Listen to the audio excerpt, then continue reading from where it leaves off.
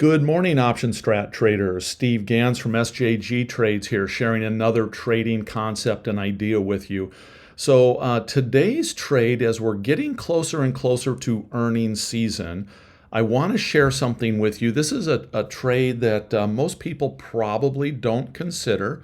This is definitely something to do in paper because this is going to be a study that most people haven't really played with before. But we're going to specifically look at two key things going into earnings for a particular company.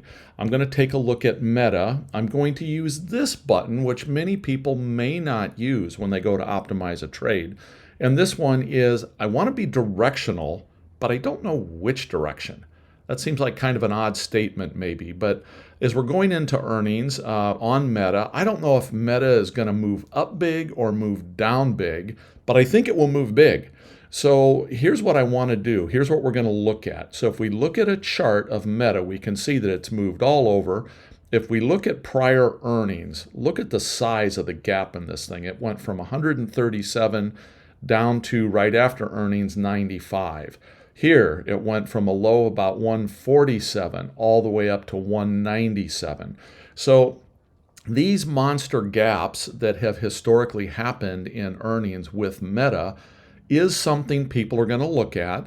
And as you get closer and closer to the earnings that are going to take place here on 4/26, people are going to start buying more and more puts and more calls, depending on what their opinion is on the direction of Meta.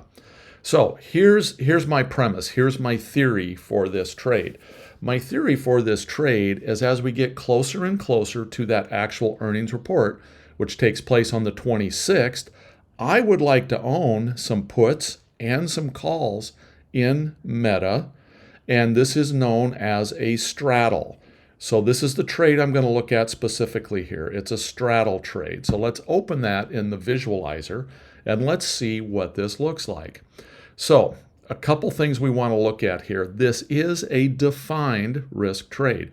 Even though we are only one-sided in our options, we are buying in this case, we're going to buy a put and we're going to buy a call, and both at the same strike, which is about where it's trading today, 212.50. And our goal here is, you would think on the surface, our goal is to have one of those big moves in Meta take place. Well, I'm going to toss a little bit different scenario at you here. And this is what I want people to study, again, specifically in a paper trade. So if we take a look at this, we can see that as time marches forward, if we get into this trade, it is a defined risk trade. We're going to spend a total of approximately $2,350 to get into this trade. But I want you to take a look specifically at some Greeks here. So, and if you're in the free version, you may not see these Greeks. But this is really important stuff for people to understand. So if you're trying to learn the options world, excuse me, you should make sure that you have a way of looking at these things. So the couple Greeks that I specifically want to pay attention to here is Theta. So Theta is the amount of money that this position is costing you on a daily basis. Now, keep in mind, this is a theoretical number. All these numbers are theoretical numbers. In the case of Theta, I want people to think of it like if you have a car that has a computer in it, which unless you're driving a classic, it does, and it says you just fill your tank of gas, you're driving down the freeway at 55 miles an hour, nice steady cruise, it might say that you've got 400 miles left on that tank of gas. That is a theoretical estimate, okay? However, you take that car and you start driving all over town and you're, doing jackrabbit starts at every stoplight, etc. That's quickly going to adjust down, and it might say you only have 320 miles left on your tank. Okay, so both of those are theoretical numbers, in that case, based on how you're driving. So Theta is a theoretical number as well, and it's going to change throughout this trade dependent upon a number of different things here, dependent on where the underlying price is at, dependent on where volatility or vega is at. So now what I want you to do in this paper trade is I want you to observe and study what's going to happen. So if we did not have earnings coming up, if vega, volatility, was not a factor in this trade, let's look what would happen if we march this trade forward. So we're going to get into this trade. We're going to be down instantly, a buck or two because of the bid-ask spreads and because of our commissions. But let's just slide this forward. As we slide our days forward, we can see that theta is coming into this thing, and theta keeps lowering and lowering and lowering our P&L in this trade. So we're looking at a loss in this trade. So this is if the underlying stays about where it is. And it's entirely realistic that the underlying isn't going to move a massive amount prior to earnings. And the reason is that nobody really knows what direction it's going to go. So people don't have a real strong conviction. So it would be perfectly normal in this case for Meta to trade, maybe it'll trade down to 200, maybe it'll trade up to 220 or so. But it's perfectly normal that it would trade in this range. And as a result of that, I'm just going to be losing money daily in theta. However, let's look at the second piece of this puzzle. Let's take a look at vega. So we come in here, this blue line is volatility. Notice how each time we get closer to earnings, that blue line goes higher and higher. Volatility picks up significantly. Well, it's already picked up a little bit, but it'll be picking up quite a bit more as we get closer and closer to expiration. And here, don't look at the number specifically, the fact that it says 38%, because all platforms will report this differently. What I want to look at is I want to look that normally, it goes from whatever it is, 13, 15%, and it will double, in some cases more than double in value as you get closer to earnings. So how does that play into what's going to happen here? Well, let's just say right now volatility per this measurement's at 62%.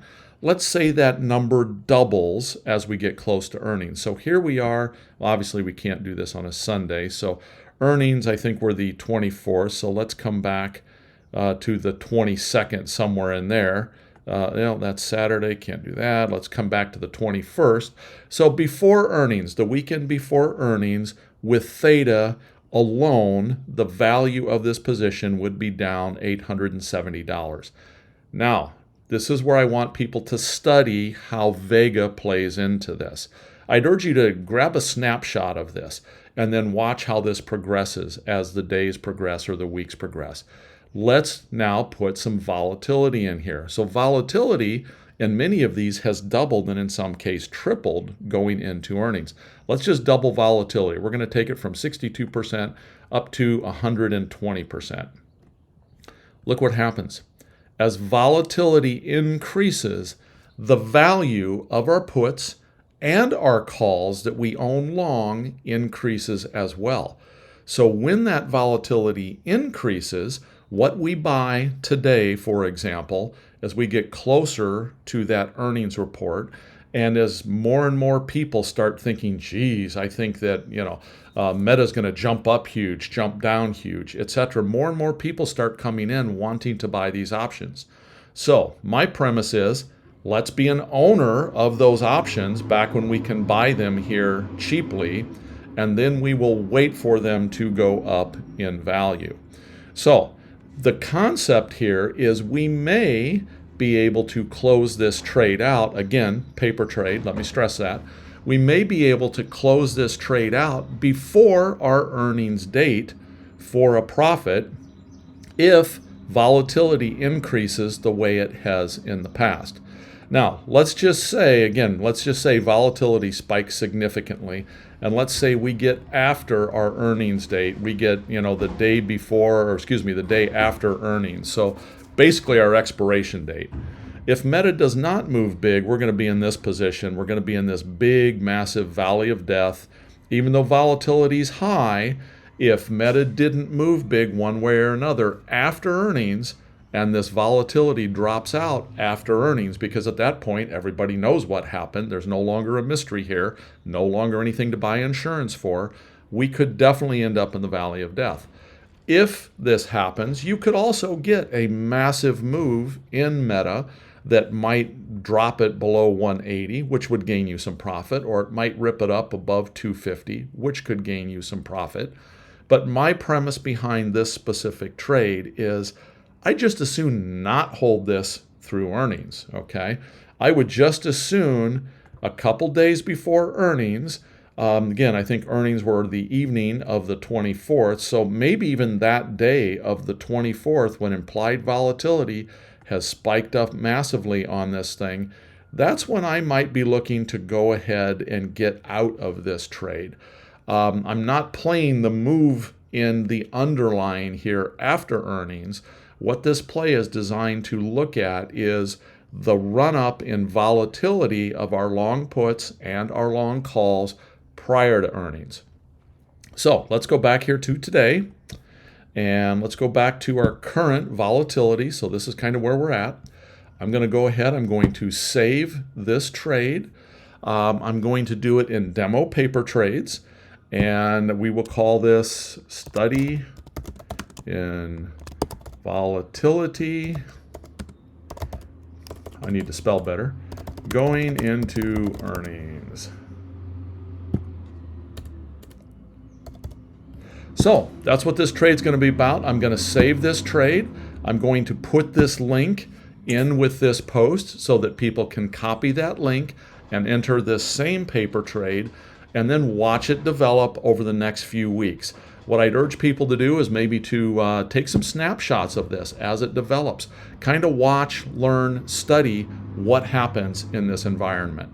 So that's what I have for you today. Again, study in volatility as it compares against theta, specifically going into a volatility event, which is, of course, the earnings trade, or excuse me, the earnings date in this particular case. So thanks very much, everyone. I hope you find this helpful.